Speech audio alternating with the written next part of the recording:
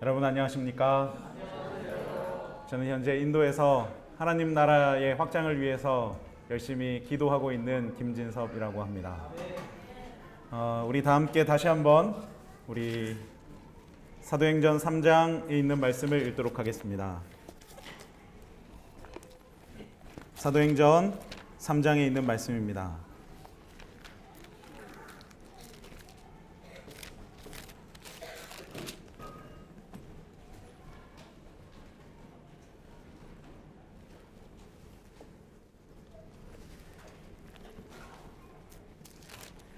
사도행전 3장 5절과 6절에 있는 말씀 읽도록 하겠습니다. 사도행전 3장 5절과 6절에 있는 말씀입니다. 함께 읽겠습니다. 시작. 그가 그들에게서 무엇을 얻을까 하여 바라보거늘 베드로가 이르되 은과 금은 내게 없거니와 내게 있는 것으로 내게 주니 예수의 그리스도의 이름으로 일어나 걸으라 하고. 아멘. 세상에 존재하는 사람들을 두 가지로 크게 나눈다면 주는 사람 그리고 받는 사람으로 나눌 수 있을 것 같습니다. 세상에 존재하는 사람들을 두 가지로 나눈다면 주고 싶은 사람 그리고 받고 싶은 사람으로 나눌 수 있을 것 같습니다. 좀 더 예언의 시인에 나오는 표현대로 하자면 주기 위해서 받는 사람과 받기 위해서 주는 사람으로 나눌 수 있을 것 같습니다. 주기 위해서 구하는 사람을 우리는 거듭난 사람이라고 말하고 새 사람이라고 말할 수 있습니다. 그리고 내가 받기 위해서 주는 사람은 옛사람 그리고 아직은 거듭나지 않은 사람이라고 말할 수 있을 것 같습니다. 저는 현재 인도에서 거듭나고 있습니다. 전에는 받기 위해서 주었던 삶에서 주기 위해서 받고 있는 삶으로 거듭나고 있습니다. 저의 인생 속에서 가장 잘한 선택을 하나 말하라면 그것은 제가 이곳에서의 삶을 포기하고 인도로 가기로 결정한 일, 그것이 어쩌면 제가 가장 잘한 일 중에 하나라고 생각합니다. 제가 인도로 가게 된 계기는 특별한 하나님의 부르심이었기 때문입니다.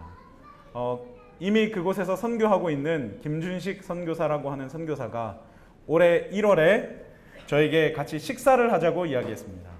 그래서 저는 밥을 사준다기에 그 집으로 갔더니 좋은 밥을 대접하자고 하고는 저에게 간곡히 부탁하는 것입니다. 목사님, 지금 인도에 목사님이 필요합니다. 저 좀 도와주세요 라고 말하는 것입니다. 그래서 제가 나는 한국에서 목회를 해야 되고 나는 여기서 해야 될 일이 많은데 어떻게 내가 인도로 갈까? 라고 말했습니다. 그러자 그 친구가 저를 집에 보내주지 않는 것입니다. 1시간, 2시간, 3시간을 막 설득하면서 왜 제가 인도에 가야 하는지 막 이야기하기 시작했습니다. 제가 대답했습니다. 거기 가면 누가 내 월급을 주지? 내 가정이 있는데 누가 나를 돌봐주는 거야? 그러자 이 선교사가 저를 한심하다듯이 쳐다보기 시작했습니다. 목사님, 왜 그렇게 멋없게 사세요? 목사님, 그 친구랑 제가 10년 전 제가 전도사일 때 그 친구를 만났는데요. 목사님, 전도사일 땐 그러지 않았잖아요. 목사님, 왜 그렇게 사세요? 라고 말하는 것입니다. 목사님, 세상에서 가장 가치 있는 일, 가장 영광 있는 일이 뭐라고 생각하세요? 목사님은 연합회장이 되고 합회장이 되는 것이 가장 영광스러운 일이라고 생각하세요? 목사님은 대형교회의 목사가 되는 것이 가장 큰 영광이라고 생각하세요? 저는 그렇지 않아요. 저는 하나님께서 저의 삶을 돌보시고 제가 하나님의 일을 하는 것이 저의 삶에 있어서 가장 큰 영광이라고 생각합니다. 목사님, 좀 제 아들 광원이에게 자랑스러운 아버지가 되세요. 그 친구가 저에게 이렇게 말했습니다. 곰곰이 생각했습니다. 내가 내 7살 날 아들에게 가장 자랑스러운 아들은 무엇일까? 세상 속에서 무언가가 되고 내가 무언가 높은 지위를 차지하고 한국 땅에서 큰 교회를 담임하면 그것이 저 아이에게 가장 자랑스러운 일일까? 아니면 내가 하나님을 의지해서 하나님만 의지해서 살아가는 그 아빠가 저 아이에게 가장 자랑스러운 아빠일까? 그래서 저는 그 순간 결심했습니다. 내 아들에게 가장 자랑스러운 아빠가 되자. 그 무렵 제 개인적인 삶의 고민과 그리고 성장은 하지만 성령의 부흥이 없는 그 교회 때문에 너무나 고민하고 있던 차에 인도는 나에게 무언가 돌파구가 될 것 같아 라는 생각이 들었습니다. 그래서 합회장님을 설득하고 우리 총무님을 설득해서 1년 동안 휴직을 하고 아무런 보수 없이 인도에 가기로 결정하였던 것입니다. 인도로 가는 것은 결코 쉬운 일은 아니었습니다. 왜냐하면 그곳은 3개월에 한 번씩 무조건 나와야 되기 때문에 제가 3개월에 한 번씩 비행기를 타고 다시 한국으로 돌아오고 또다시 인도로 가야 되는 그 삶을 계속해야 하기 때문입니다.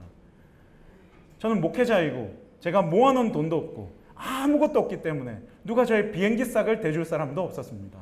한 번 왔다 갔다 하면 한 200만 원이 되는데 제가 1년 봉사를 하면 한 1000만 원 가량이 듭니다. 비행기 값만. 그래서 저는 제 차를 팔았습니다. 차를 팔고 비행기 값을 마련하려고 했는데 500만 원밖에 주지 않는 것입니다. 어쨌든 팔았으니 가자. 나머지는 하나님께서 책임지시리라. 그리고 나서 간 저의 그 인도 생활은 저의 기대 이상, 제가 생각했던 것 이상으로 하나님께서 저를 축복하시고 돌봐주시는 기간이 되었습니다.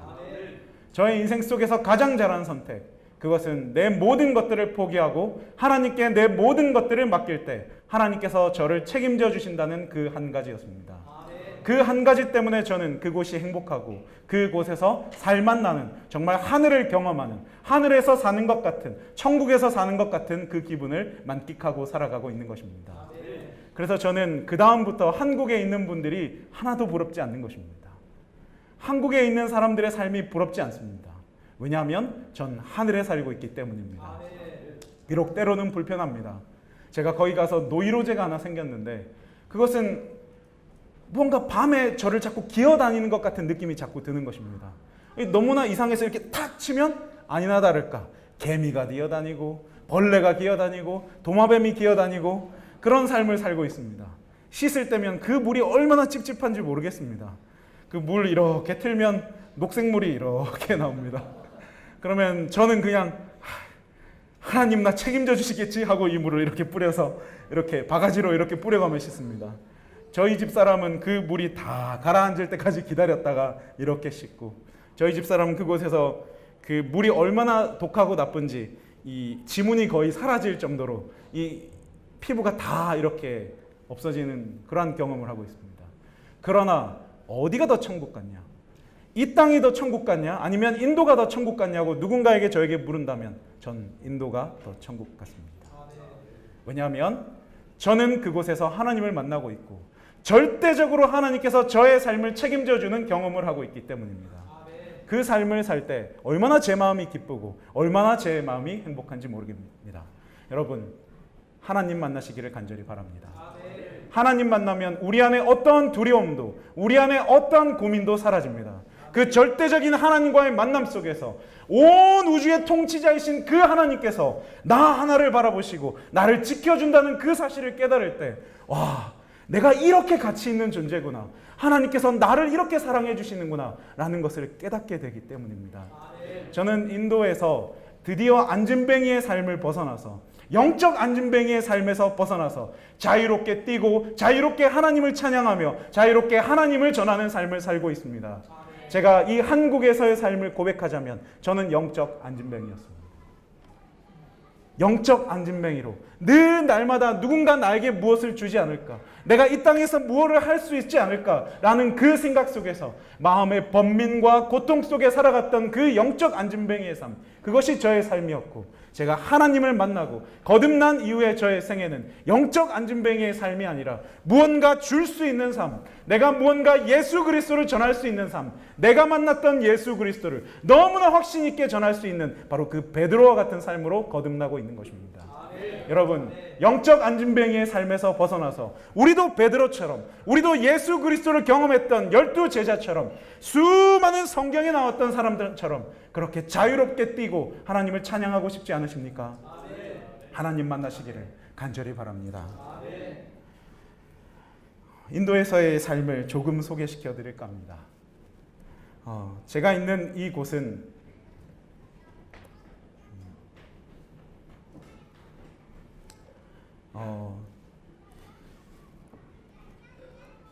인도라고 하는 곳인데요.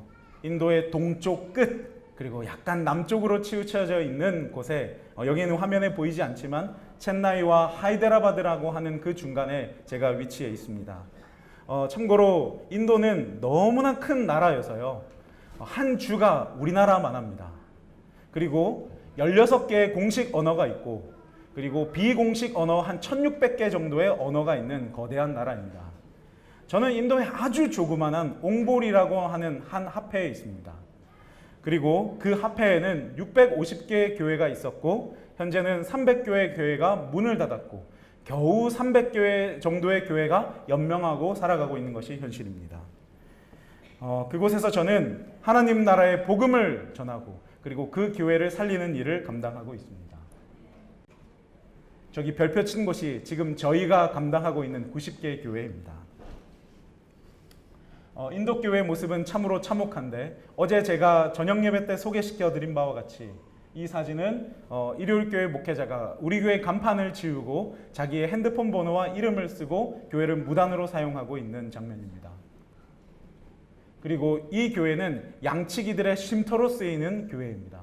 저기 보이는 저것은 교회가 파이고 또한 양과 염소의 오물로 교회가 오염되어 있는 모습입니다. 그리고 저곳은 교회를 쓰지 않아서 교회가 벽과 천장과 바닥이 다 붕괴되어서 이제 무너지기 직전의 교회의 모습입니다. 그리고 저곳은 마을 사람들이 창고로 쓰고 있는 교회입니다. 저곳은 노숙자가 저기에 먹을 것들을 갖다 놓고 저기서 잠을 자고 노숙하고 있는 그러한 교회입니다. 그리고 저 교회는 마을 사람들이 한 마을 사람이 자기의 양과 염소의 우리로 사용하고 있는 교회입니다. 이 교회의 모습은 이렇게 되었고 저 교회 안에 들어가면 악취, 양과 염소의 그 배설물에서 나오는 악취 때문에 도무지 견딜 수 없어서 나올 수밖에 없는 교회입니다. 이 모습을 보면 눈물이 날 수밖에 없습니다. 이 모습을 보고 참혹해하지 않으면 그것은 그리스도인도 아니라고 생각합니다. 그리고 그 사람이 교회에다가 집을 지어놓고 살고 있는 모습입니다. 그리고 저기 있는 저 흰옷을 입으신 저 할아버지가 교회를 양과 염소의 우리로 사용하고 있고 저기 저 험상궂어 보이는 한 분이 인도에 있는 목사님입니다. 제 파트너인 것입니다. 저분이 저 사람에게 당신은 당신의 종교가 무엇입니까? 힌두교입니다. 당신은 당신의 성전을 저렇게 관리합니까? 라고 호통치면서 저 사람을 쫓아내고 있는 장면입니다. 그리고 저 교회는 지은 지 10년 정도가 되었는데 이제껏 한 번도 예배드리지 않아서 마을 사람들이 문짝을 떼가고 그리고 창문을 떼어가서 저렇게 문짝 없는 교회가 된 교회입니다. 그리고 저 교회는 비록 사람들이 예배드리고는 있지만 그들이 보수할 돈이 없어서 교회가 무너지고 있는 그러한 교회의 모습입니다. 그리고 저곳은 목회자의 사택인데요. 제가 가장 많이 반성했던 것이 목회자의 사택이었습니다. 그들은 사택이 없습니다. 교회에 방 한 칸이 있는데 그 방 한 칸에 살고 있는 것입니다. 부엌도 없고 화장실도 없는 곳에 그들이 한쪽에는 음식 도구를 놓고 한쪽에는 침대를 놓고 한쪽에는 옷을 쌓아두고 그렇게 방 한 칸에서 살고 있는 것입니다. 그리고 자리가 부족해서 아버지와 아들은 밖에서 침대를 놓고 잠을 자고 부인과 딸은 안에서 잠을 자고 합니다. 부엌이 없어서 밖에다가 저렇게 나무를 떼면서 식사를 하는 것입니다. 저것이 방 한 칸짜리 목회자들의 집입니다. 가장 마음이 아팠던 것은 이 교회인데요. 이 교회는 저희가 목회자를 파송한 교회입니다. 이 교회의 모습이 목회자를 파송한 교회로 보이시나요? 아니면 목회자가 없는 교회처럼 느껴지시나요? 저희는 그곳에서 12명의 목회자를 직접 고용해서 그들에게 월급을 주며 문 닫은 교회에 그들을 보내고 있습니다. 그런데 이 목회자를 보낸 지 2주가 되었을 때 저희가 그 목회자에게 전화를 해서 물었습니다. 지금 몇 명 정도 모이나요? 그분이 말했습니다. 6명 정도 모입니다.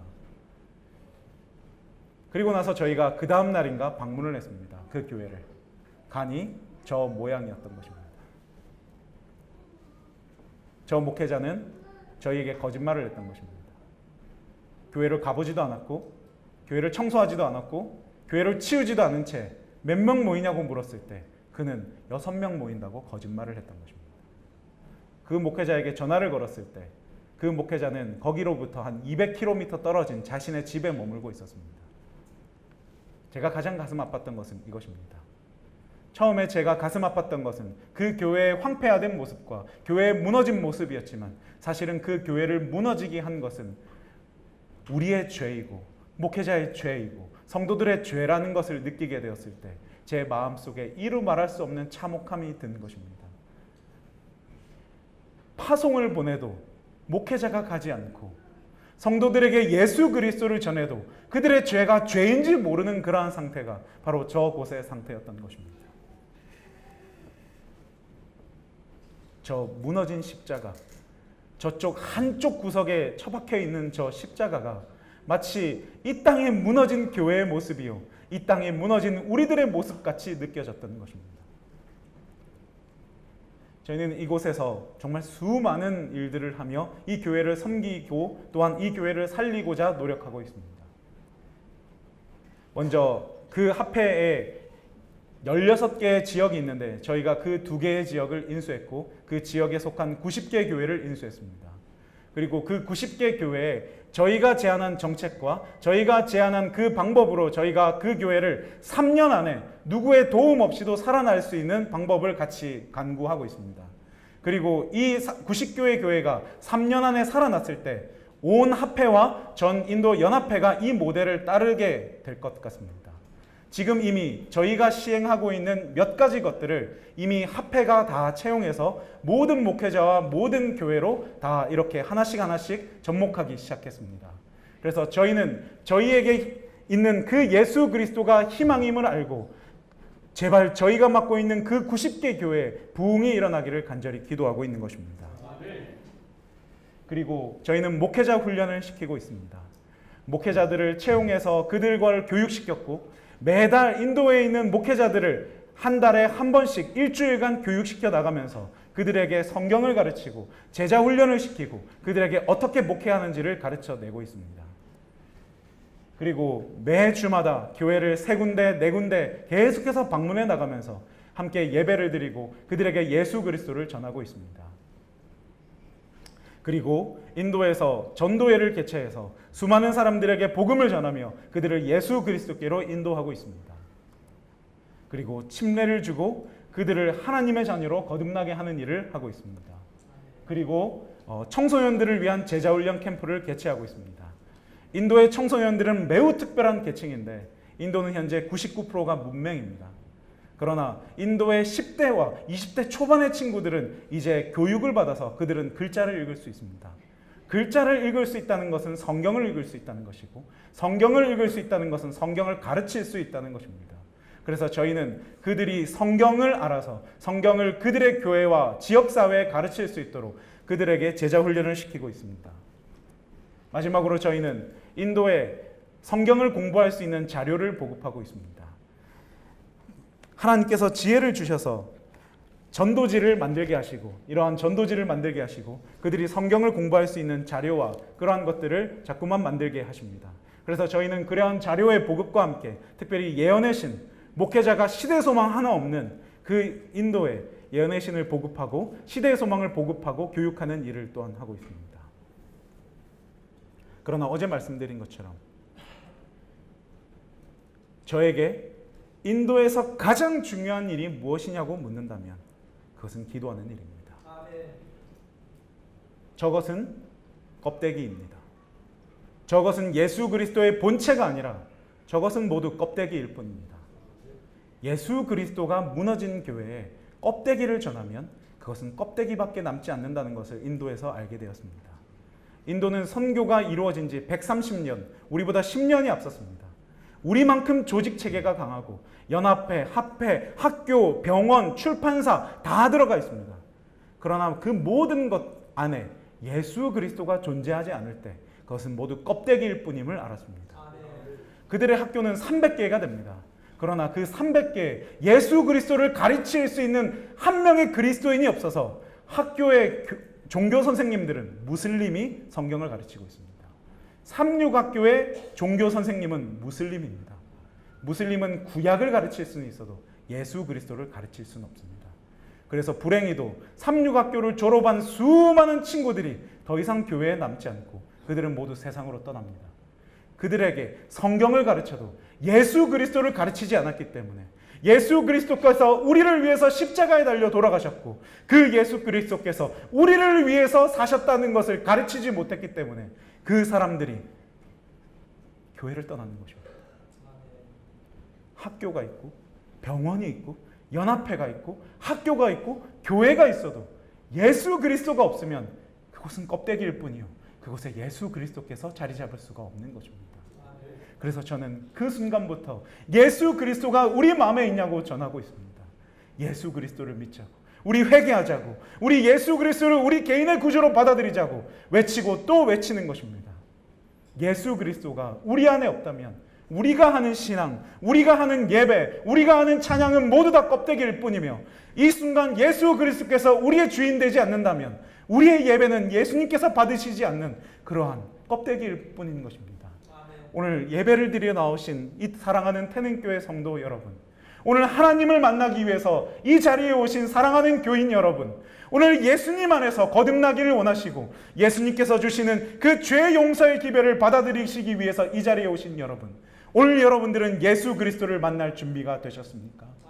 오늘 여러분들은 그 살아계신 예수 그리스도를 만나기로 간절히 원하고 간절히 바라고 계십니까? 그 예수 그리스도를 만나야 합니다. 이 예배가 끝나기 전 우리들은 예수 그리스도를 만나야 하고, 이 안식일이 지나기 전 우리는 안식일의 참 주인 되시는 그 예수 그리스도를 반드시 만나야 하는 것입니다. 특별히 하나님께서 인도에서 저를 훈련시키고 계십니다. 제가 한국에서는 참 교만하고 저의 계획대로 되지 않으면 참 화를 내고 마치 저의 계획대로 된 것이 마치 하나님의 일을 성취하는 것처럼 느껴지는, 저는 그러한 교만한 목사였습니다. 그런데 인도에서는 아무것도 제 뜻대로 되지 않는 것입니다. 지금 저희가 하고 있는 이 일들을 소개시켜 드렸지만 사실 이 일들이 저희 뜻대로 된 것은 아닙니다. 저희가 이것을 뜻해서 된 것은 아닙니다. 인도는 계획대로 되는 것은 아무것도 없습니다. 왜냐하면 믿지 않으시겠지만 인도 사람은 정말 하루살이처럼 살아가기 때문입니다. 그들과 약속을 합니다. 내일 우리 같이 점심을 먹지 않겠습니까? 그 사람이 점심 초청을 했습니다. 그런데 저와 같이 있는 이 팀이 그 다음날 점심이 되었는데 아무도 준비를 하지 않는 것입니다. 이상하다. 우리 지금 이 사람이 점심 초청을 했는데 가야 되지 않냐고 그랬는데 이 사람이 아니라고, 안 가도 된다고, 신경 안 써도 된다고 그렇게 말을 하는 것입니다. 왜 그러냐고 하니까 이 사람들은 그냥 말하고 까먹는다는 것입니다. 그래서 다음 날이 되어서 그날 아침에 말해야 그날 점심 약속이 있는 거라는 것입니다. 그 사람들과 함께 무슨 계획을 세울 수 있겠습니까?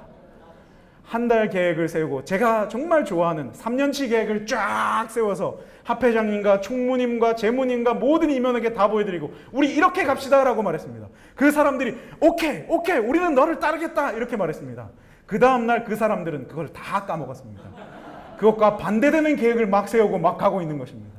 이상해서 물었습니다. 아니 이렇게 하기로 하지 않았습니까? 그렇군요. 그렇게 하는 것이 맞는 것 같습니다. 그 다음날 되면 또 그 사람들의 마음속에는 리셋이 됩니다. 그런 속에서 아무것도 세울 수 없는 것입니다. 그래서 저는 하루하루 하나님께 기도할 수밖에 없었습니다. 하나님, 제가 세운 계획은 이곳에서 아무 소용이 없습니다. 하나님, 제가 세웠던 계획은 이곳에서 아무것도 될 수 없습니다. 이제 저는 제가 가장 잘하는 계획 세우는 것을 못하기 때문에 하나님, 이제 저는 계획 안 세우고 하나님께 집중하겠습니다. 하나님, 예수님께 집중할 테니까 알아서 하십시오. 저는 하나님께 때로 협박도 합니다. 하나님, 저 여기 월급 하나 없고 저 여기 아무것도 없이 차 팔아온 거 오신 거 아시죠? 저 여기서 만약 하는 사역이 잘못되면 그건 제 손해 아닙니다. 그건 하나님 손해입니다. 그렇게 막 얘기하고 나서 하나님 알아서 하십시오 라고 이렇게 딱 준비해서 가면 정말 하나님이 알아서 하십니다. 제가 얼마나 많이 회개했는지 모릅니다. 나는 그동안 왜 계획을 세웠을까? 하나님께서 하시고 싶은 일이 있는데 왜 내 안에 하나님을 가두었을까? 내 이 조그마한 머리로, 내 조그마한 지혜로 왜 하나님을 가두고 있었을까? 하나님은 이렇게 크신데 나는 왜 내 머릿속에 있는 그 하나님이 나의 전부인 하나님인 것처럼 생각했을까? 내 뜻대로 되지 않아도 하나님 다 알아서 하시는데 왜 내가 그렇게 살았을까? 너무 부끄러운 것입니다. 너무 부끄러워요. 너무 부끄럽습니다. 그곳에 가면 되는 거 아무것도 없습니다. 파워포인트 이렇게 준비하면 맨날 전기가 나갑니다. 준비하고 밤을 새서 준비하면 전기가 나가는 것입니다. 영어도 안 되는데 파워포인트까지 쓸 수 없으면 할 수 있는 게 아무것도 없습니다. 그래서 하나님, 저 파워포인트도 없고 저는 영어가 없습니다. 저는 뭐 하죠? 하나님 도와주세요. 저 이 순간 예수님 전하지 않으면 아무것도 할 수 없습니다. 그러면 하나님께서 저의 입을 통해서 갑자기 말하게 하시는 것입니다. 새벽 기도회 때 말씀드렸다시피 방언의 은사를 저에게 주시는 것입니다. 저희가 영어가 안 돼가지고 영어로 기도 정말 네 문장 할 수 있는 Heavenly Father, thank you for your grace. I prayed in Jesus Christ's name. Amen. 요거에 please, now I ask you, please answer me. 요거 딱 하는 이 목회자의 입에서 영어로 예수 그리스도가 설명되기 시작하는 것입니다. 아, 내가 아무것도 할 수 없으면 하나님께서 하시는구나. 내가 내 자신을 내려놓으면 그때 하나님이 하시는구나. 그것을 부끄럽지만 지금에서야 깨닫고 있는 것입니다. 그래서 저는 이제 인도에서 무언가 강의를 하고 설교하고 말씀 전하러 갈 때면 마음을 다 비웁니다. 파워포인트는 준비합니다. 그러나 기도합니다. 하나님, 저 지금 이거 말할 거는 파워포인트 없으면 안 되는 거 아시죠? 하나님, 전원 나가면 누구 손해입니까? 제 손해입니까? 하나님 손해입니까? 저는 손해보는 거 아무것도 없습니다. 저 이거 안 되면 그냥 한국 돌아와서 복귀하고 저 월급 받으면서 이곳에서 목회할 겁니다. 하나님 안 되면 하나님 손해입니다. 저는 절대 안 나갑니다. 그리고 나서 제가 조금 더 욕심을 가지고 무언가 다시 하려고 하면 전원이 탁 나갑니다. 그러면 제가 고백하며 회개합니다. 하나님, 제가 하나님 전하지 않고 저를 고백하려고 하면 전원이 나가게 하시는군요. 하나님 참 감사합니다. 교만해서 하나님 뜻에 따르지 못하니까 하나님께서 그곳에 보내서 되는 것 아무것도 없게 만드셔서 자, 봐라. 네가 하는 것이 아니라 내가 하는 것이다 라는 것을 알려주셨습니다. 그래서 저는 제 마음속에 이제 제가 전하고 싶은 것은 예수 그리스도밖에 남지 않게 되었습니다. 제가 무엇을 꾸미고 제가 무엇을 할 수 없다는 것을 이제야 비로소 알게 되었습니다. 이 설교를 통해서 남는 것은 인도도 아니요, 저 인도 목사도 아니요, 아무것도 아니요, 예수 그리스도만 남았으면 좋겠습니다. 우리들이 이 교회를 마치고 떠나갈 때 태는 교회가 남는 것도 아니고 우리의 너무나 아름다운 이 찬양이 남는 것도 아니라 찬양 속에 있는 그 예수 그리스도, 말씀 속에 거하시는 예수 그리스도, 우리들의 그 회중 가운데 임재하시는 그 예수 그리스도만 제발 남기를 간절히 기도하는 것입니다. 사랑하는 여러분, 그 예수 그리스도만 남고 그 예수 그리스도만 전하기를 시작하면 우리의 삶에 무언가 달라지기 시작합니다. 우리가 영적 안진뱅이에서 벗어나서 우리가 정말 다른 사람에게 예수 그리스도를 전할 수 있는 사람이 되는 것입니다. 베드로처럼 내게 있는 것은 아무것도 없다고, 내게 은과 금도 없고 난 재산도 없고 아무것도 없지만 내게 있는 것 단 한 가지를 너에게 주고 싶은데 그것은 바로 예수 그리스도의 이름이라고 하는 그 고백이 우리에게서도 나올 수 있는 것입니다. 여러분, 이 한국 땅의 비극이 무엇인지 아십니까? 우리는 너무나 은과 금이 많습니다. 우리에게 가진 것이 많습니다. 우리에게 생각이 많습니다. 우리에게 계획이 많습니다. 이 교회에 시스템이 존재합니다. 이 교회에 무언가가 존재합니다. 그 순간 우리가 남에게 줄 것은 예수 그리스도가 아니라 다른 것이 되고 마는 것입니다. 인도에 가서 너무나 답답했던 것이 한 가지가 있습니다. 목회자를 교육하면서 처음에 제가 알고 있는 모든 지식을 다 동원해서 너희를 교육해 주리라 라고 생각했습니다. 교만하지요. 이 사람들 책 한 권 없고 시대 소망 한 권 없는 이 사람들에게 그래 내가 너희에게 뭔가를 가르쳐 주겠어 라고 생각했습니다. 그래서 소개했습니다.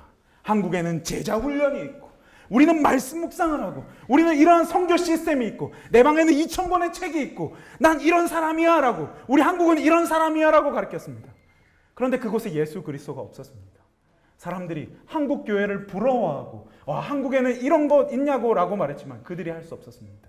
제자 훈련을 시키고 싶었지만 말씀 묵상을 시키고 싶었지만 99%가 문맹인 나라에서 무슨 제자 훈련이 되고 99%가 말씀 묵상 문맹인 나라에서 무슨 말씀 묵상을 할 수 있겠습니까?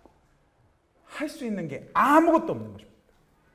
그 순간 깨달은 것이 하나 있습니다. 말씀 묵상이 예수 그리스도는 아니잖아. 아멘. 제자 훈련이 예수 그리스도는 아니잖아. 아멘. 우리가 하고 있는 이 사역이 예수 그리스도는 아니잖아. 예수 그리스도가 말씀 묵상이 아닌데 나는 왜 말씀 묵상을 전하려고 하고 나는 왜 제자 훈련을 시키려고 할까? 마치 그것이 예수 그리스도인 것처럼. 그래서 다시 원점으로 돌아갔습니다. 겸손히 예수 그리스도만 전해야겠다. 아멘.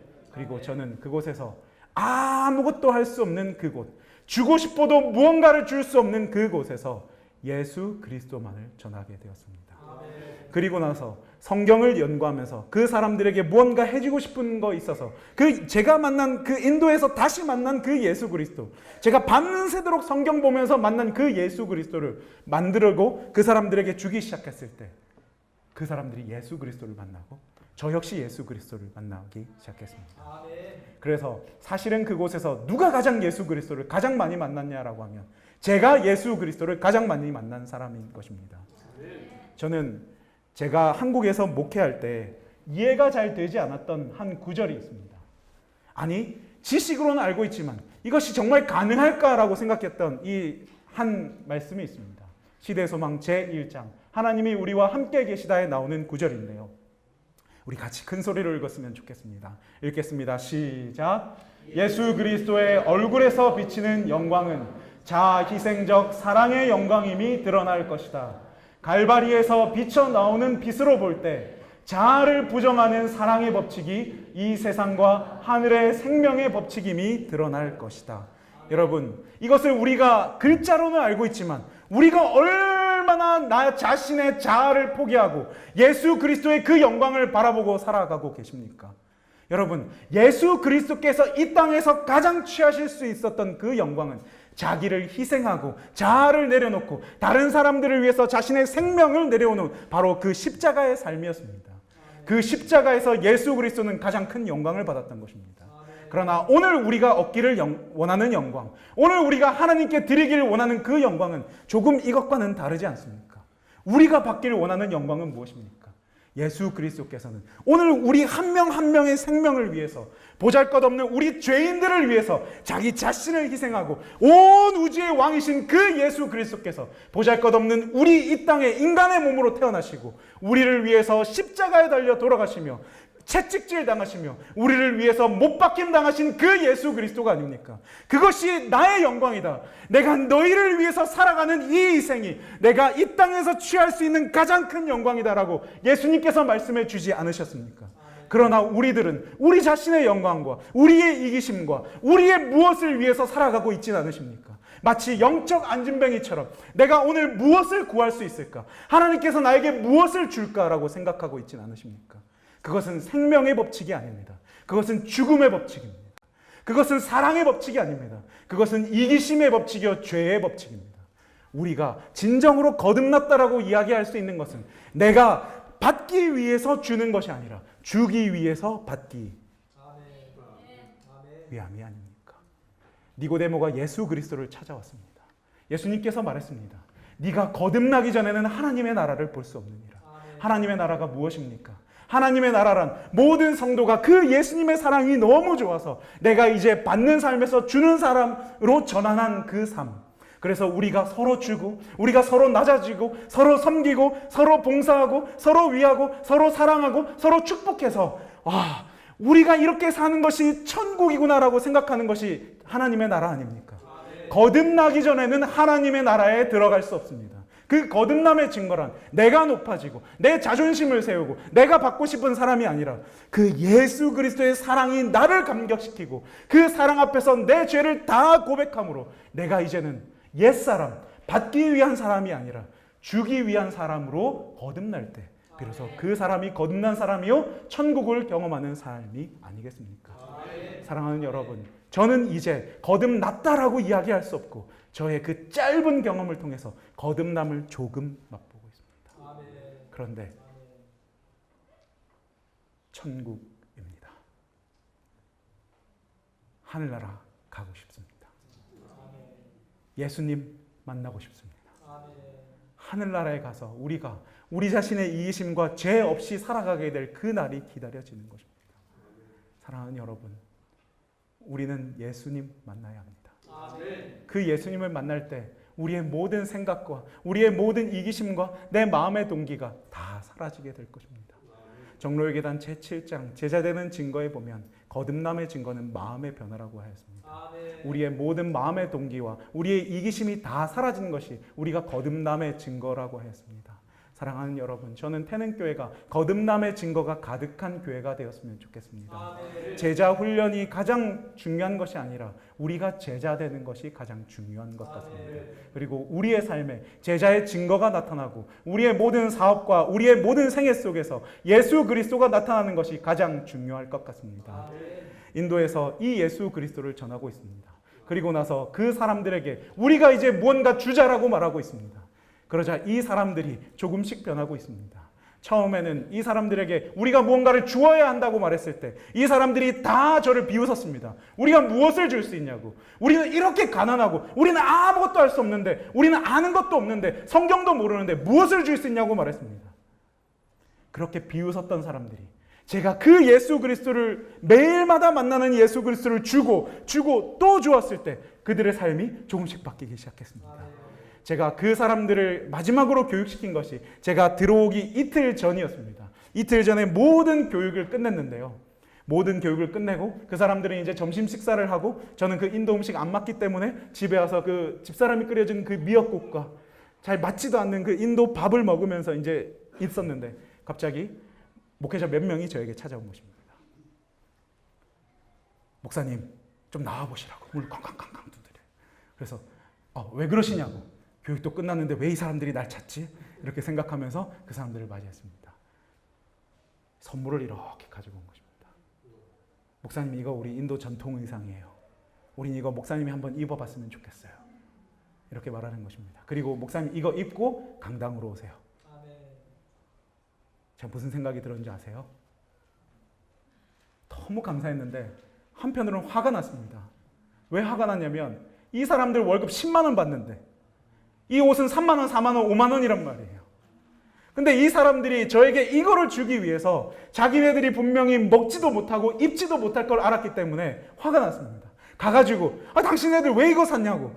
당신은 월급도 부족해가지고 쫄쫄 굶으면서 왜 이거 샀냐고. 그렇게 말하니까 우리도 뭔가 주고 싶다고 이야기하는 것입니다. 너무 기뻤습니다.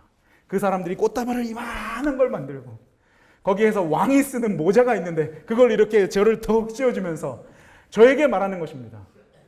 우리는 모두 김의 팀입니다. 우리는 모두 당신의 팀입니다. 우리도 예수 그리스도를 전하기 원합니다. 그 얘기를 했을 때 제 마음에 너무나 감사했습니다.